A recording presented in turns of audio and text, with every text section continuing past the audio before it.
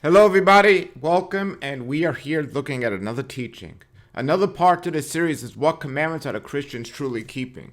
And the reason why I did this is because Christians often say, we're no longer under the law. We no longer need to keep the commandments. We no longer need to do that. The law is done away with, and all these other things that they say. And what I say in return is, okay, if that's what you truly believe, why do you keep the guidelines and instruction? Why do you keep the commandments?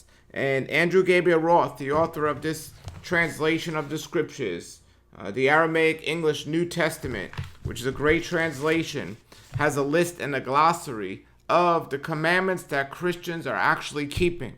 Now, there are many different types of Christians out there. Some of them are kept by all of them, and some of them are kept by some of them. But after his study, he's revealed that Christians are keeping up to 85% of the Torah. And many people that believe in the Hebraic roots understanding of scriptures will say, well, there's only a couple that are breaking, maybe the food laws and the Sabbath and the calendar, and they can't think of the others. But we've already went through different subjects or parts of scripture of the commandments that they're keeping. They're actually keeping. And yes, as believers, we should be keeping all of the ones that are still applicable today. And we're going to look at this. So the next time a Christian says, well, we're not under the law, we don't need to do that. Well, then why do you do this? These aren't maybes. These are two commandments or laws or guidelines, whatever you want to call them, that the majority, if not all, of Christians are keeping today.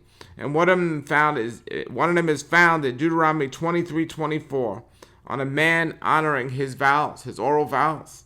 Now, I know the world today has a very little where you can go by their word or trust them. So there's just no commitment or understanding without a signed document to believe what they're saying. But for the most part, when somebody identifies themselves as a Christian or a believer, especially when they're dealing with another believer, you could pretty much take their word if they vowed something that they're going to do it and trust them. And Christians don't usually go around saying one thing and doing another. Well, more today than before they may be. But in general, Christians keep this commandment of keeping their vows, honoring their vows. So that's a positive commandment 94. Another commandment that Christians are keeping. Many commandments that are being kept by the community of Christians out there today. So when a Christian tells you we no longer need to follow the guidelines and instructions, say, well, then why are you following all of these? And these are related to the community. And these are all positive commandments. And there's positive commandment 173 all the way to positive commandments 180.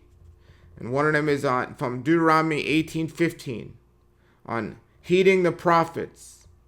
And then positive commandment 173 on appointing a king and on obeying a court.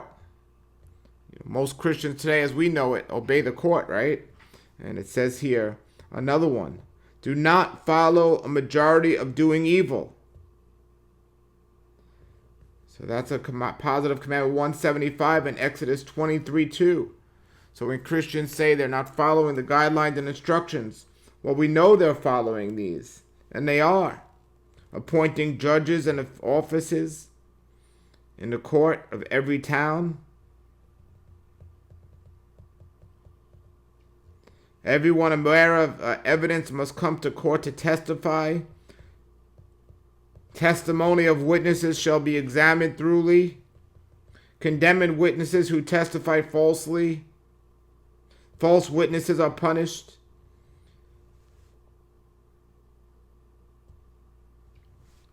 So these are all commandments for the community that are still being followed today. And there's many, many more on the list. Now, some things may not apply when we look at the temple involvement. But from a communal standpoint, here's another one. Positive commandment 184 in Deuteronomy 22. Build a fence or a roof.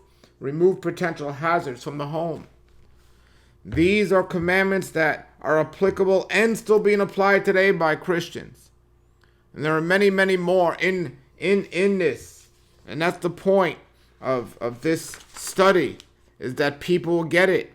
From a social standpoint, we on giving charity to the poor, that stems from the Torah, from the commandments that talks about these things. On paying the worker his wages on time, that's a Torah commandment. So if you work for somebody who says they're a believer and they pay you on time, they are keeping the law. On loving your neighbor as loving yourself, that didn't come from the New Testament. That's right here. In Leviticus 19, it talks about this principle. And there's so many more. The laws of accurate weights and measurements. And then from a family standpoint, honoring older people and having some fear of parents, being fruitful and multiplying, and the laws of marriage, many of these things, and the laws of making vows. And making a vow and keeping it is another one. There's so many commandments that are still applicable today and being kept by believers today. From an idolatry standpoint, there's tons of laws from an idolatry standpoint. Not to bow down to an idol or worship idols. Not to give your children over to Moloch or to kill your children or to practice sorcery. There's tons of commandments that we're to keep that are applicable today, and not to seek information from the dead or call up the dead and the spirits. And women not wearing the men's clothing, and Christians are keeping these guidelines and instructions today. So I want people to understand that it's not done away with. And the majority of Christians keep this. So when a Christian tells you we no longer need to do that, you say, well, then why do you do it, right?